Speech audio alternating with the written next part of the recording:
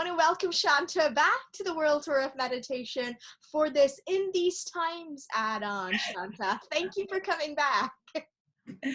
These are amazing, exciting times that we have been waiting for many years.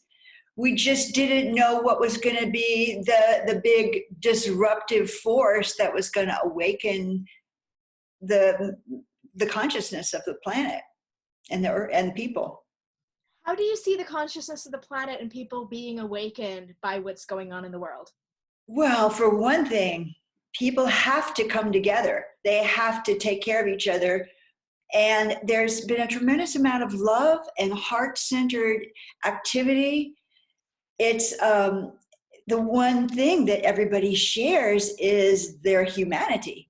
Everybody is a human doing the best they can to take care of themselves and taking care of others. And suddenly they're taking care of elders in a way that I've never experienced.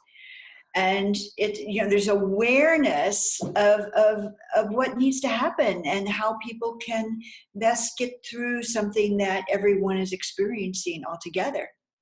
The other thing that I think is a miracle is that people have for years been talking about how they're so overwhelmed. There's so much going on. Things are moving so quickly. And I have my daughter-in-law says she's crazy busy, and I've heard other people say that, crazy busy. And I don't like that feeling at all, And so we've been forced into an isolation we have to slow down. We can't go out and just do everything we were doing. We're having to slow down and smell a daffodil. We're having to very slowly watch, to choose what we're doing every moment because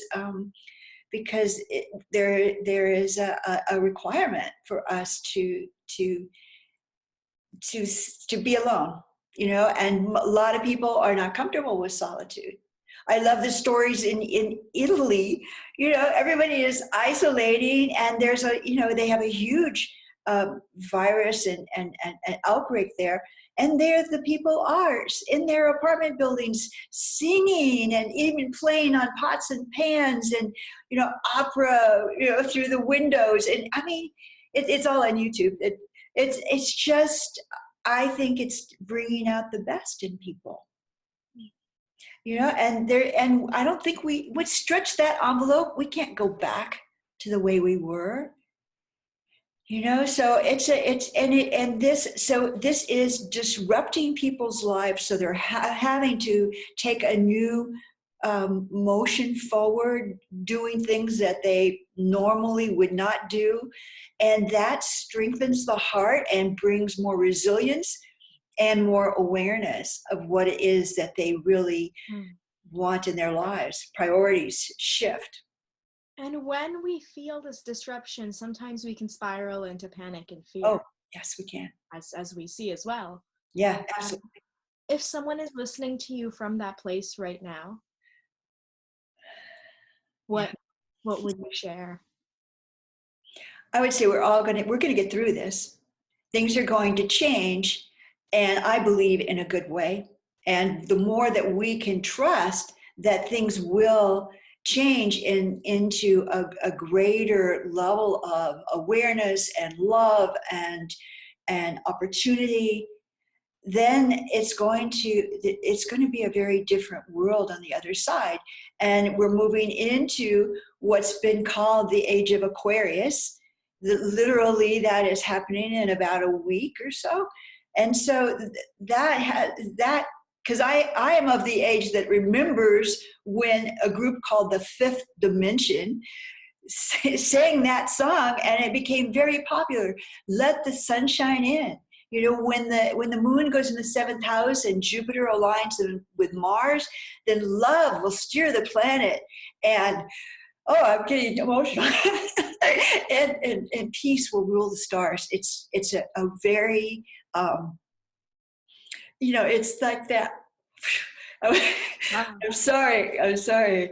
It's like that is the dream that many of the people on the first wave of this whole shift in consciousness believed when we volunteered to be here, that we'd be here for the golden age of peace and harmony on the planet. And I'm not going to give up that dream. I think this is a very exciting and new time. Thank you. I can definitely feel the vivaciousness and the excitement, and honestly, like the light emanating from you when you speak of all of that, which is so refreshing. If you've been watching family members watch the news, it's so refreshing to hear you, Shanta. Thank you. Well, the news is something we have to be really cautious of, because I'm waving to my landlord as well.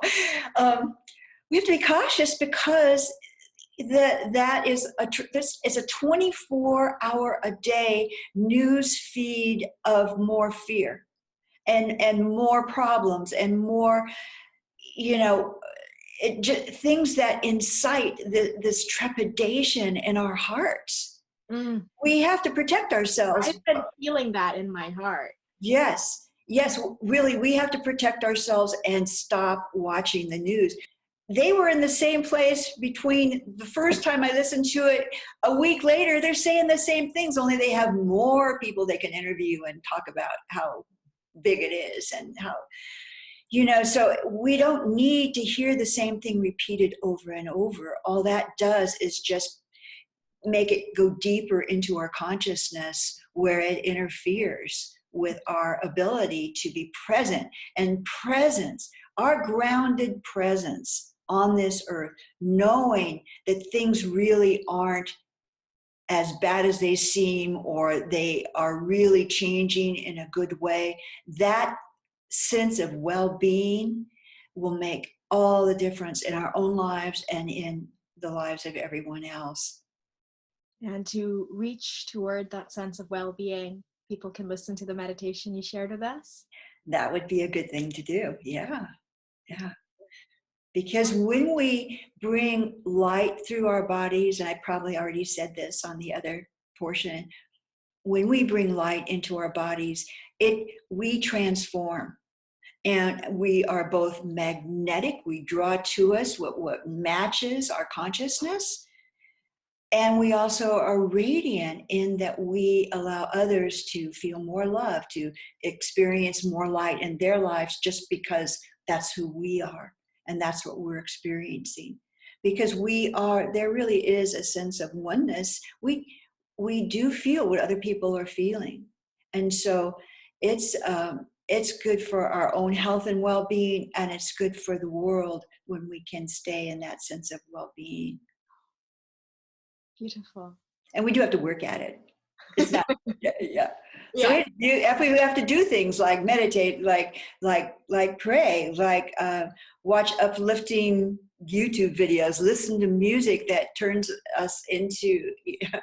Go look at YouTube and listen to the fifth dimension sing The Age of Aquarius, Let the Sun Shine In. Oh my goodness. That's actually the name of a band, The Fifth Dimension. That's what I'm saying. Isn't that amazing in itself? This is back in 1969 or 70 when that came out.